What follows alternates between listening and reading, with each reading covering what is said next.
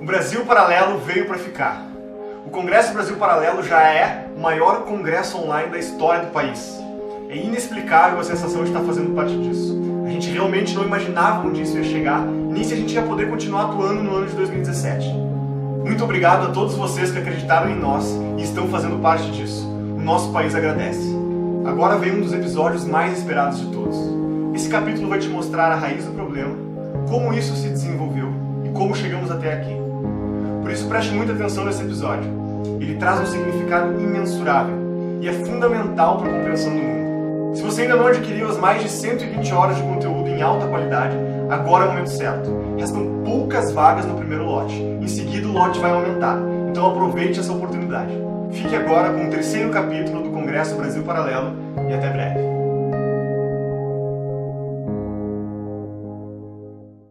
Fernando Henrique Cardoso. No mundo inteiro hoje, o jogo do poder é disputado entre sociais-democratas e conservadores. Ora, o senhor é social-democrata de Caniço Samburá. E seus adversários elegeram como seu calcanhar de Aquiles, para atacá-lo, sua aliança eleitoral com os conservadores do PFL e do PTB. Qual é, finalmente, de uma vez por todas, a sua resposta? É verdade. Eu sou social-democrata. Pertenço a um partido social-democrata. E eu também sou. Nada disso funcionou. O que deu errado? Eu considero que tudo deu certo. Veja você. O importante, meu Deus, é o que a gente temperatura é interessante. Como todos compreendem o que a gente. E em política a gente não deve contar quem é contra, quem é a favor. Ele deve... And meanwhile, we're going to keep implementing the law.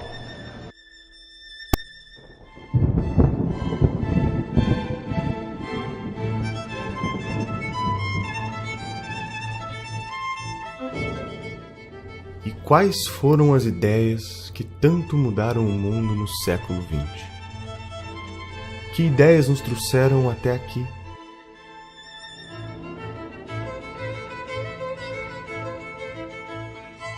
No século XVI, Newton, Copérnico e Galileu mudaram o rumo da humanidade. O homem descobre que a Terra não é o centro do universo. E uma vez que a Terra perde o protagonismo perante os astros, a humanidade se pergunta: em que o homem se difere dos demais animais da natureza? Neste cenário, o filósofo alemão Immanuel Kant quer descobrir o pensamento humano da mesma forma que a ciência tem descoberto o mundo nos últimos séculos. Ao escrever o livro Crítica da Razão Prática, Kant afirma que o mundo só é conhecível por meio da ação do homem e jamais do seu pensamento puro. Friedrich Hegel, influenciado pelo pensamento de Kant, propõe que além do homem só poder conhecer o mundo por meio de suas ações, quando cogita agir, cria um simulador dentro de si que testa o resultado das opções que pode tomar. Imagine que um homem está em uma ilha no meio do oceano. Ele não sabe qual é a temperatura da água. Intelectualmente, ele pode imaginar que a água está fria ou está quente, mas só saberá a realidade quando de fato entrar nela.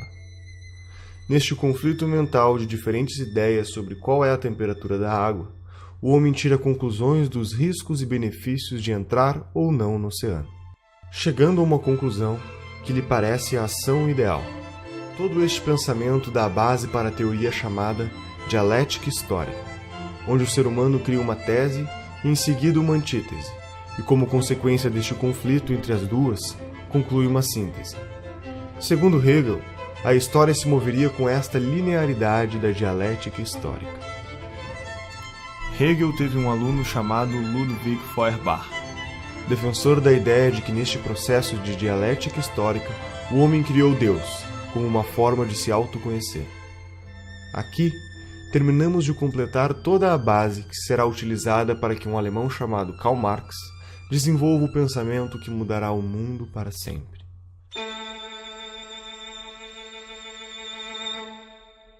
Karl Marx estudou Hegel por 10 anos. Tempo suficiente para se convencer da dialética histórica e consagrar o sentido da criação de Deus proposto por Feuerbach. Marx afirma que a dialética proposta por Hegel, que de fato moveria o mundo, é a luta de classes. Aristocráticos contra plebeus, senhores feudais contra camponeses, burgueses contra proletários. Portanto, o próximo estágio seria a revolução do proletariado, como síntese da desalienação das massas. O trabalho de Karl Marx alcançou os ouvidos de um senhor chamado Moses Hess, que o apresentou para Friedrich Engels para que juntos publicassem um manifesto comunista, alertando os proletários de que eles deveriam se rebelar e protagonizar uma revolução que iria destruir o que Marx tinha dado o nome de capitalismo, com o objetivo de chegar na utopia do ápice da humanidade.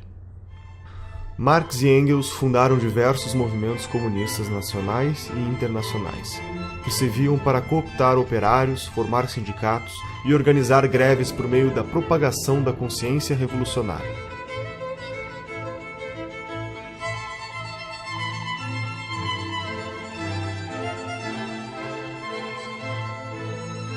Acontece que Marx estava errado. O valor não nasce do trabalho que é colocado. Eu posso passar horas trabalhando para pintar um quadro e eu garanto que esse quadro não vai valer nada quando estiver pronto. O trabalho é um dos elementos, mas quem atribui valor é o ser humano que está comprando algo. As coisas não têm um valor em si, o ser humano atribui valor a elas. Um copo d'água tem um determinado valor em Porto Alegre ou em São Paulo e tem outro valor no deserto do Saara, porque nós atribuímos um valor diferente para as coisas. A teoria do valor trabalho está errada e ela foi desmentida pelos austríacos, começou na escola austríaca com Karl Menger, a demonstração de que essa ideia de valor trabalho é economicamente falsa. E sendo economicamente falsa, todo o resto do marxismo que está sustentado nessa ideia deveria ter caído por terra. E por que é que não caiu por terra? Porque aos marxistas, talvez não a Marx, mas aos marxistas, pouco interessa a verdade científica do que disse Marx. Interessa mais a teoria da revolução, que derivou de um erro. Agora o pessoal pensa que o movimento comunista se define por uma ideologia. Eu digo que vocês estão loucos. Nasceram ontem, não estudaram nada, absolutamente nada. O movimento comunista já trocou de ideologia 1 bilhão de vezes. Se você ver, Karl Marx começa dizendo que o movimento socialista é a expressão do interesse objetivo do proletariado. Passados 100 e poucos anos, o teórico novo do movimento comunista, Ernesto Laclau, diz o seguinte: a propaganda do partido cria a classe social que ele em seguida vai representar. Eu digo, é teoria inversa, mas ela continua com o mesmo nome, continua sendo marxismo. Isto é próprio do pensamento dialético, converter-se no seu contrário quantas vezes for necessário. O comunismo não é uma ideologia de maneira alguma, o comunismo é uma cultura. É quando suas ideias florescem entre os jovens russos e o que parecia apenas uma ideologia transforma-se no que será o maior genocídio da história da existência humana. Vladimir Lenin tinha 17 anos quando seu irmão tenta explodir a carroça do czar russo, Alexandre III, como forma de protesto de um grupo terrorista do qual ele fazia parte. Seu irmão falha e é condenado à morte. A partir deste momento, Lenin intensifica sua vida política por meio dos estudos de direito até que conhece a obra de Marx e Engels, nos livros Manifesto Comunista e O Capital. Lenin foi se tornando cada vez mais radical e, nos meados da Primeira Guerra Mundial, entende que é a oportunidade perfeita para antecipar a Revolução Proletária por meio da revolta armada. Em outubro de 1917, Lenin cria o primeiro país comunista da história.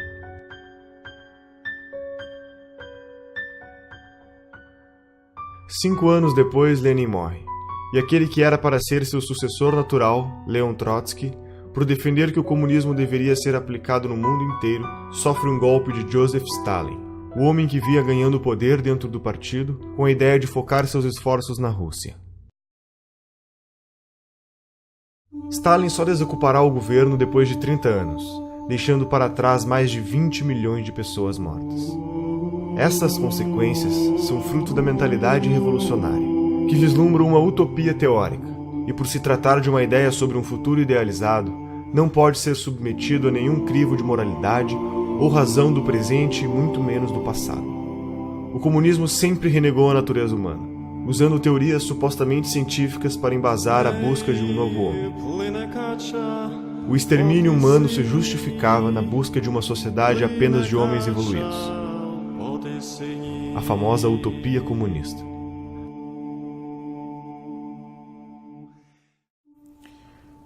O nível de psicopatia de Stalin pode ser medido pelo que ele fez com a Ucrânia, né? Entre 32 e 33, o país que fazia parte, então, da União Soviética foi cercado.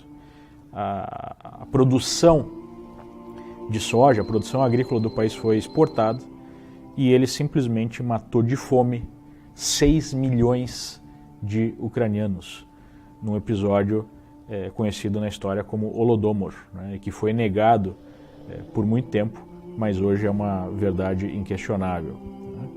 Imagine o grau de psicopatia para você matar 1/3 de um país de fome, né, só para manter o controle sobre esse país.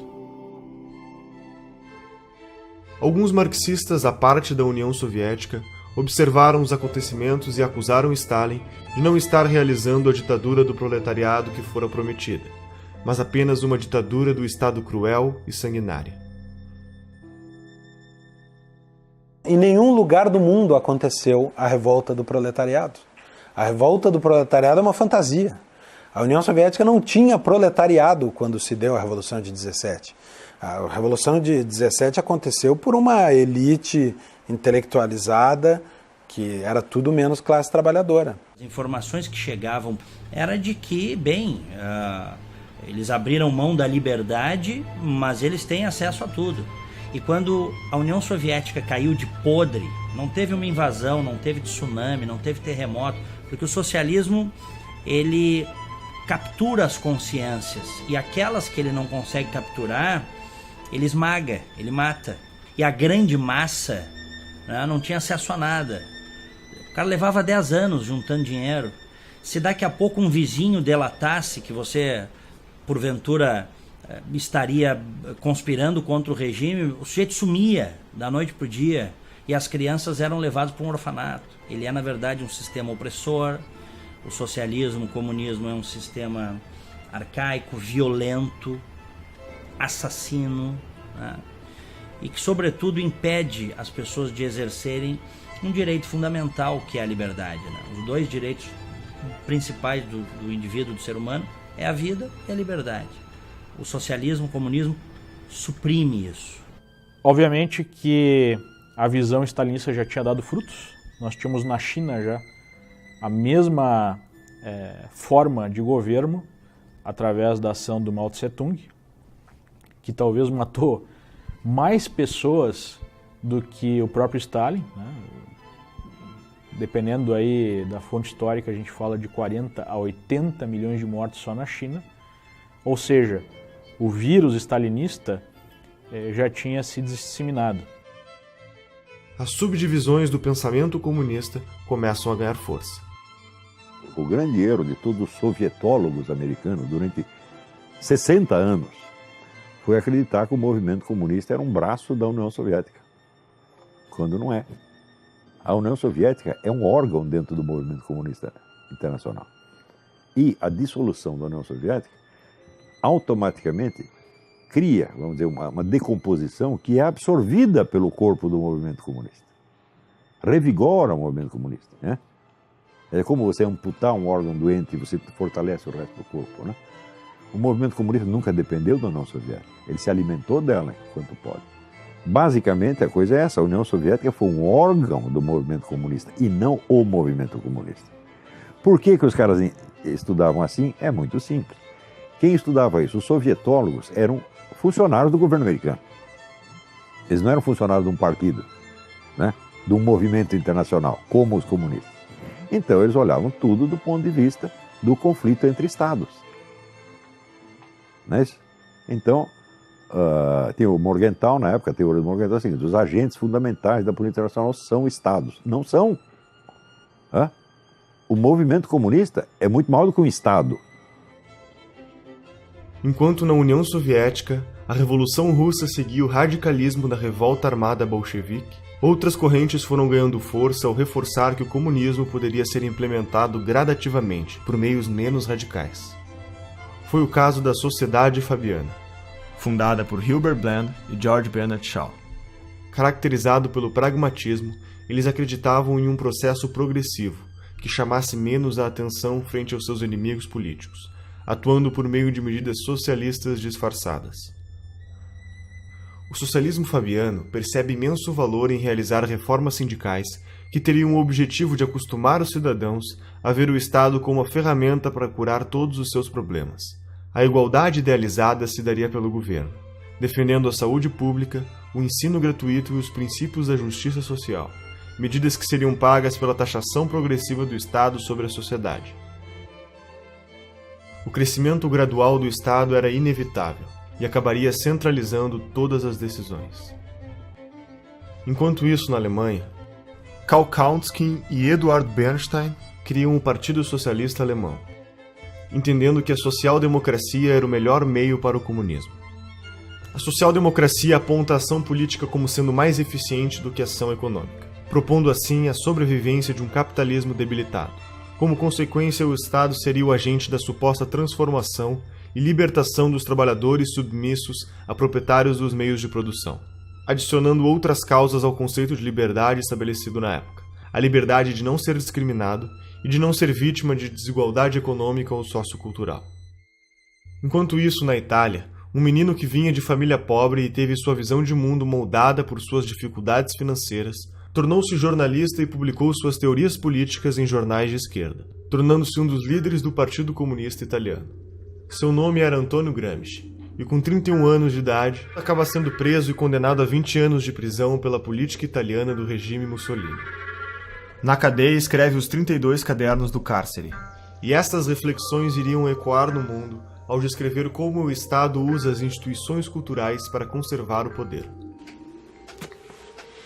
Dentre as várias formas de processo transformador da sociedade em socialismo, a teoria do Gramsci é talvez a que melhor se aplica ao que tem acontecido no mundo e no Brasil.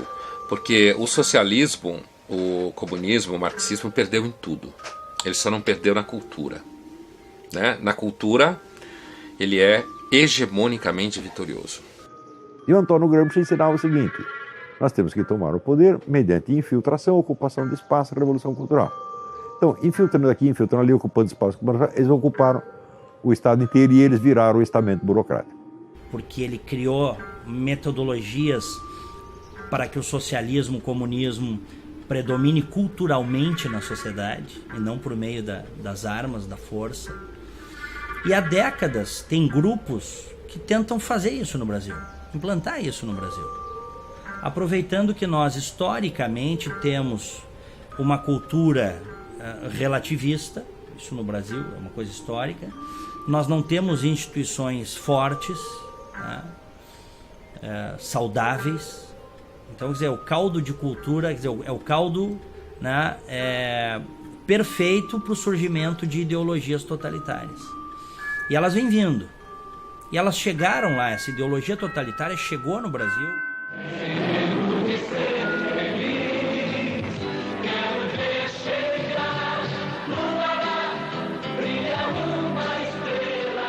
Para Gramsci, uma ditadura sem hegemonia cultural jamais resistiria por muito tempo, e este era o problema do regime stalinista, pois todos os aspectos culturais da sociedade, sua filosofia e sua literatura, formariam a superestrutura da sociedade que também devia ser derrubada. Gramsci propõe que, através do controle do sistema educacional, das instituições religiosas e dos meios de comunicação, seria possível reconstruir, criar e reproduzir uma hegemonia cultural comunista. Paulo Freire, o patrono da educação brasileira, foi um dos discípulos do pensamento gramsciano. Que existe uma tendência natural ao mundo acadêmico e produção de ideias a abraçar a causa socialista, né? Porque é um mundo em que você pode falar o que quiser. Estou falando principalmente no mundo das ciências humanas, que é onde está essa produção. Você pode falar o que quiser, porque não, um aluno de ciências humanas dificilmente vai quebrar uma empresa, porque ele não vai abrir uma empresa. Dificilmente ele vai derrubar um avião, porque ele não vai pilotar avião, certo?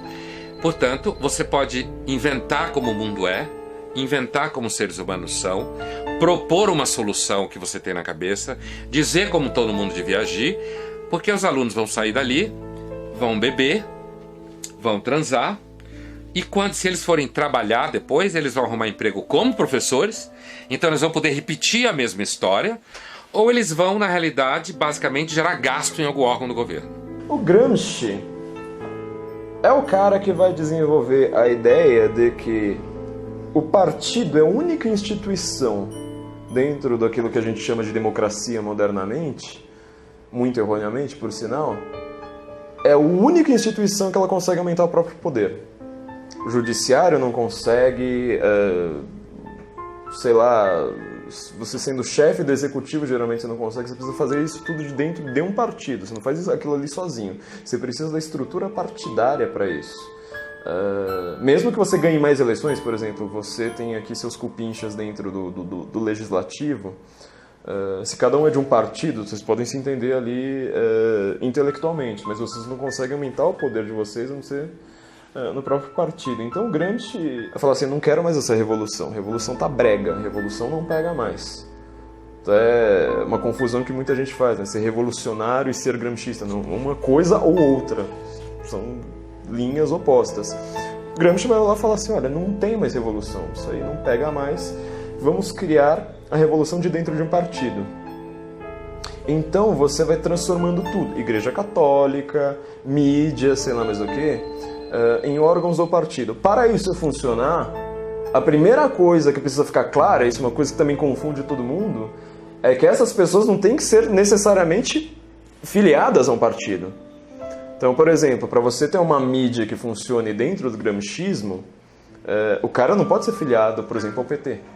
Ele tem que ser um cara isento, tem que ser aquele cara assim, que às vezes até faz uma crítica ao partido, mas no final das contas ele tem a narrativa que vai fazendo o partido crescer. Não havia espaço. Os partidos à esquerda chegar ao poder via eleitoral. Que ano é isso? 98. E, portanto, não tinha que ficar preocupado com toda a eleição. Tinha que se pensar em organizar a sociedade. Dali 20 ou 30 anos, a gente iria ter 30% da sociedade já socialista, e aí sim a gente poderia disputar o poder e ganhar. Mas eu não vou viver mais 30 anos. E eu quero chegar ao poder logo. Mas por que eu cheguei onde cheguei? Porque eu tenho por detrás de mim um movimento. Eu tenho por detrás de mim uma grande parte dos estudantes do PT, a CUT, a base da Igreja Católica. O único país do mundo em que Gramsci ele foi funcional foi o Brasil. O objetivo de Gramsci era transformar o partido condutor dessa revolução silenciosa, vamos colocar assim, como um imperativo categórico da sociedade. Ele fazia até uma comparação com Maquiavel, né? Nós teríamos então o partido como o novo príncipe, o novo sujeito sujeito histórico que não pode ser questionado. Do ponto de vista moral, para a moral gramsciana, qualquer coisa que é a favor do partido é algo correto. Qualquer coisa contra o partido é algo errado. E nós vemos isso lá no Brasil durante a defesa, né, dos sujeitos, dos petistas que saquearam o país. Não, eu não fiz isso para enriquecer pessoalmente. Mentira, muitos fizeram para enriquecer pessoalmente. Mas o ponto é, eu fiz isso para defender o partido, eu fiz isso para defender a revolução, então eu não posso ser questionado. Em paralelo, Felix Wills, um alemão que também estava preocupado com os rumos da Revolução Russa, decide criar uma série de congressos, reunindo pensadores marxistas para acelerar o processo de revolução. Entre eles estava Karl Korsch, um teórico contemporâneo de Gramsci que apresenta a tese de que o Estado é sim estruturado pela economia, mas essa economia tem como base uma outra estrutura invisível, a cultura estabelecedora dos valores que são passados de geração em geração. Entusiasmado com as apresentações de Korsch, Felix fundou o Instituto de Pesquisas Sociológicas de Frankfurt instituto que ao longo dos anos seria apelidado de Escola de Frankfurt. O sucessor de Félix na Escola de Frankfurt foi um sujeito chamado Max Horkheimer, e assim como Gramsci acreditava em uma nova hegemonia cultural e na destruição da estrutura dos valores que se perpetuavam por meio da autoridade da igreja, da família e da escola. Segundo a Escola de Frankfurt, os pais ensinam aos filhos o que é certo e errado por meio do castigo e educam através do exemplo da família. A igreja estabelece os dogmas morais que condicionam a ação do homem e a escola condiciona o comportamento por meio do ensino. Para a Escola de Frankfurt, se tratava de um ciclo vicioso que deveria ser atacado e destruído. Uma vez que as instituições entrassem em crise, o Estado cada vez mais assumiria as responsabilidades do ensino dos valores para as novas gerações, tendo a oportunidade de estabelecer a hegemonia cultural comunista. Dando continuidade ao movimento, Horkheimer, Theodor Adorno e Jürgen Habermas, junto com outros pensadores, vão fundar a teoria crítica. A teoria crítica busca a síntese entre o pensamento de Marx e das ideias de Freud, o fundador da psicanálise. A ideia na prática era simples. Se criticarmos tudo o que existe, o processo de dialética histórica trazida por Hegel será acelerado, e, consequentemente, a utopia comunista irá chegar mais rápido. Passa a ser prática comum das instituições de produção teórica adotar a crítica sobre todos os aspectos da sociedade até a sua exaustão, para então derrubá-los. A Escola de Frankfurt cunhou o termo indústria cultural. Segundo eles, a indústria cultural nada mais é do que a cultura que serve aos interesses dos opressores, dos donos do capital, da burguesia em geral. E essa indústria cultural precisaria ser combatida através da teoria crítica. Então a cultura burguesa, ela teria como objetivo anestesiar, digamos assim, as classes proletárias. E a teoria crítica seria uma forma de questionar essa indústria cultural através da educação, através da arte, né? Enfim, livros, filmes. E através dessa teoria crítica nós teríamos uma conscientização maior das classes oprimidas, segundo eles, para fazer a revolução.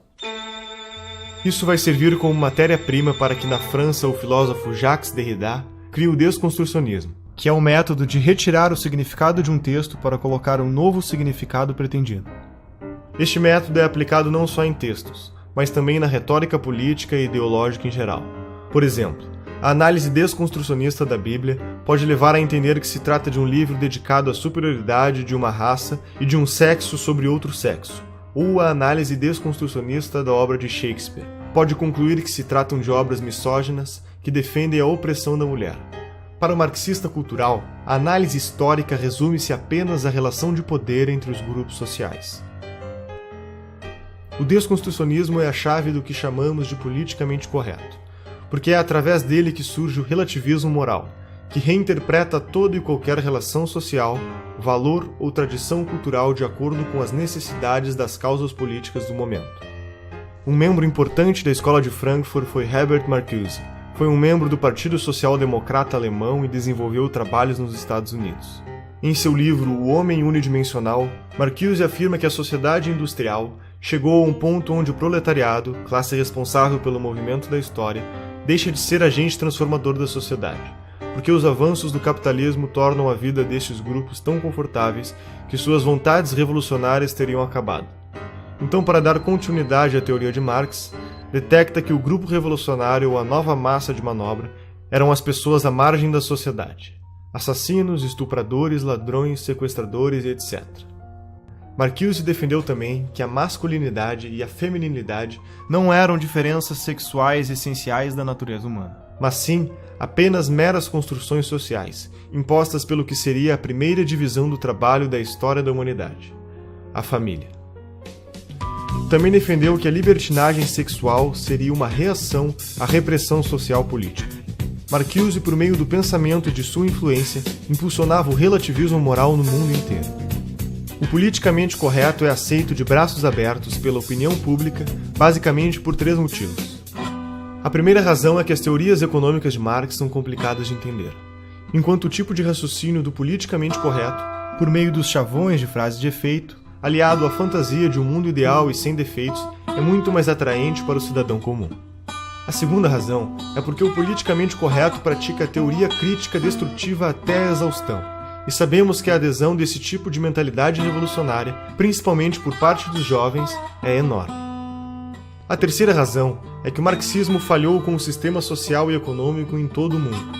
Restava para sua sobrevivência a guerrilha cultural. Todo esse movimento ganhará mais força nos Estados Unidos quando David Horowitz, um adolescente de 17 anos, filho de pais comunistas, assiste em 1956 o sucessor de Stalin assumir o governo da União Soviética. Neste momento começam a aparecer diversas denúncias contra Stalin ao tornar públicos os documentos secretos que comprovam a variedade de crimes cometidos, as traições, os campos de trabalho forçado e o genocídio. O mundo ocidental entra em choque, e neste momento David Horowitz se desfilia do Partido Comunista e funda, junto a Marcuse e outros pensadores, a New Left. A New Left é um movimento que tinha como objetivo ser a esquerda purificada, muito mais atraente e progressista, suavizando a forma de comunicar suas intenções por meio do desconstrucionismo e reformando sua maneira de agir com base nas origens do marxismo, escondendo todos os genocídios cometidos na busca pela utopia comunista.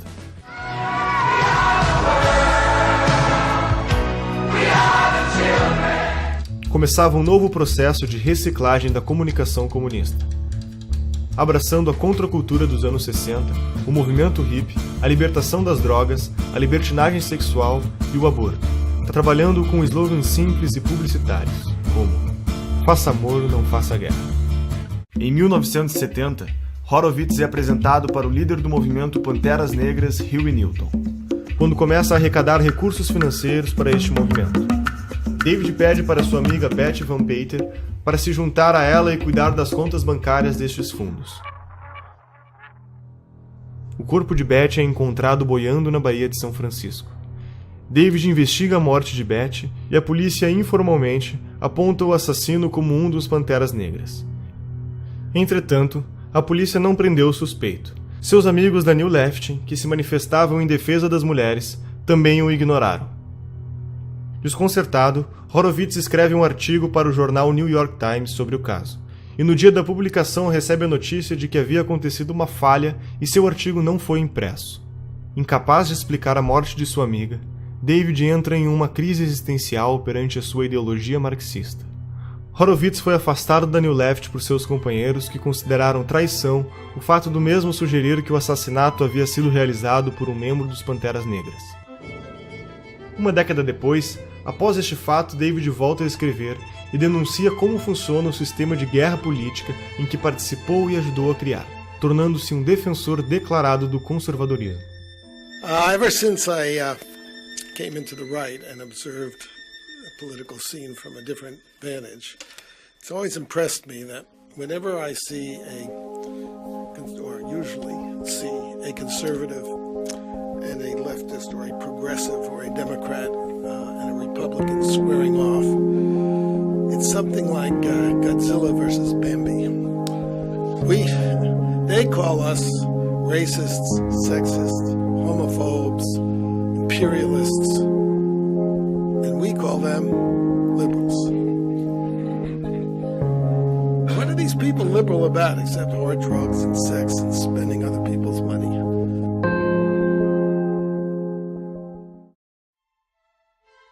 Em meados dos anos 80, Saul Alinsky pega os princípios da guerra política escritos por Horowitz e faz uma série de sofisticações metodológicas na estratégia comunista. Na década de 30, Alinsky foi apresentado para Al Capone durante a Lei Seca. Este se aproxima de Frank Nietzsche, que ensina para o Alinsky como funciona a máfia, aprendendo a importância vital de ser discreto e agir nos bastidores. Como consequência, Saul entende que para destruir o sistema é preciso agir silenciosamente, gradativamente e por dentro do próprio sistema.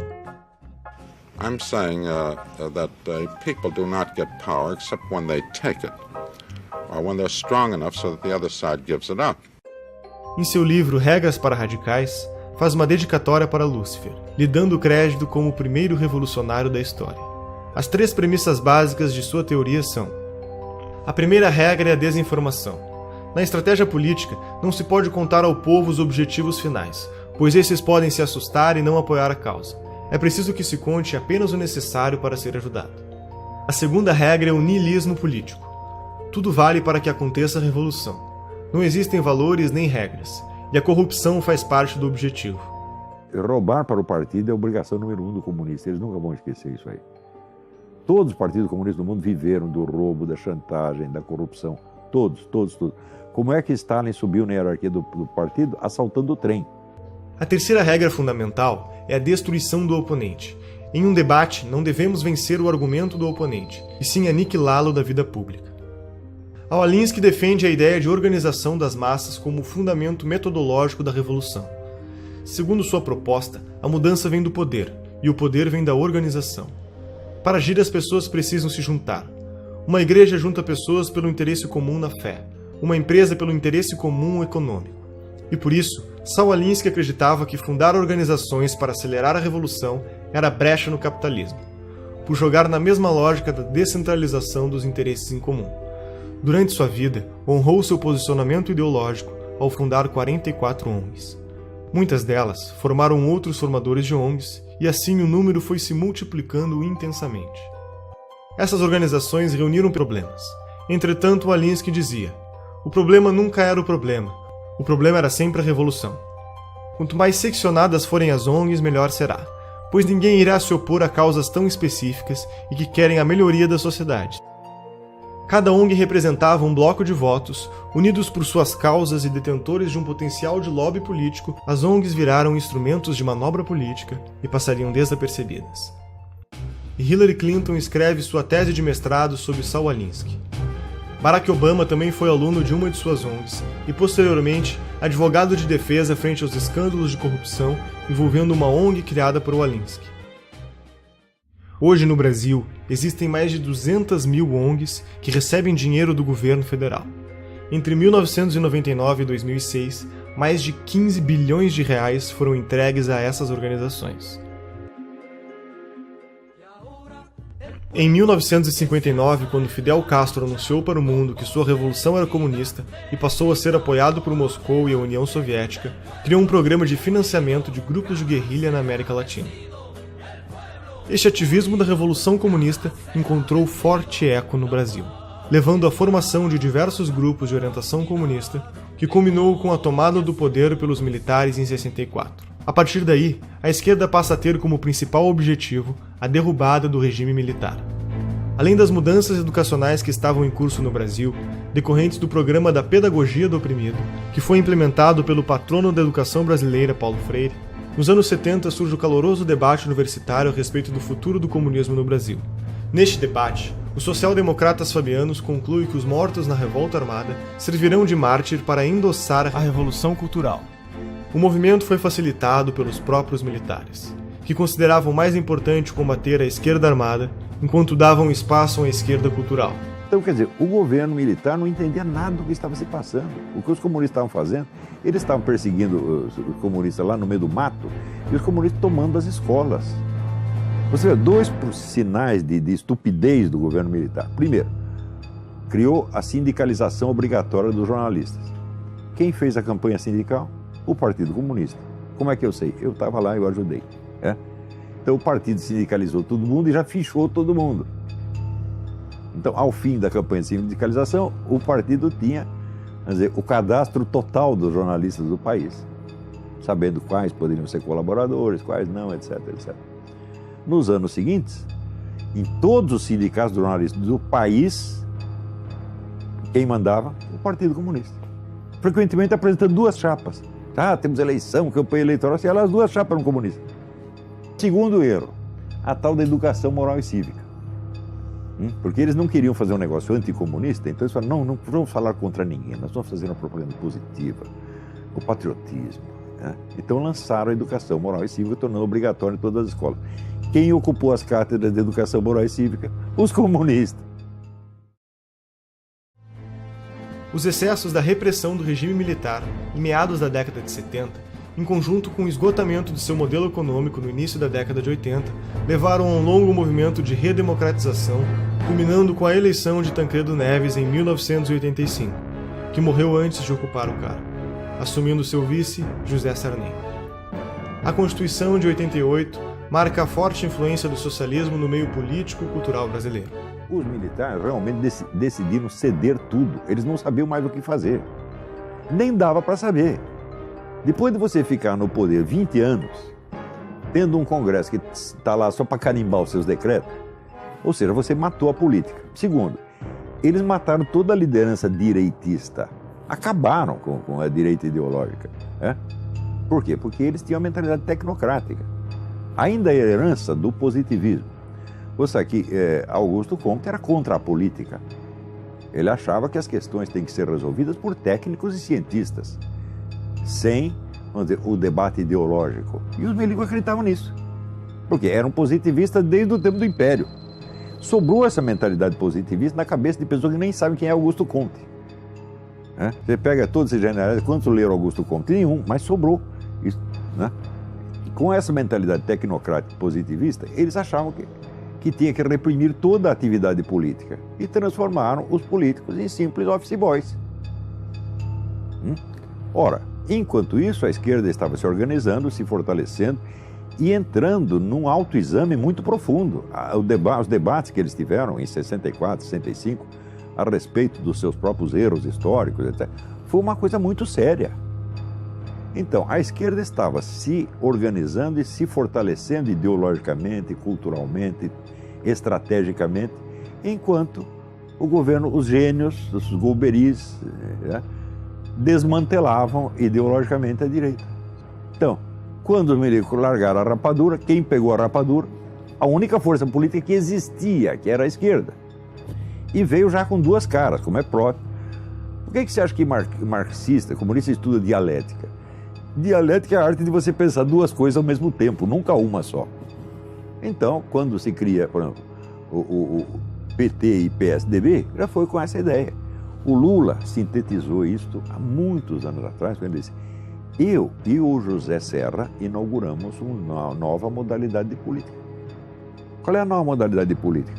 Nós dividimos o território, você governa um pouco, eu governo um pouco, mas é sempre nós. E isso está em vigor até hoje. Quem foi o grande vencedor das últimas eleições?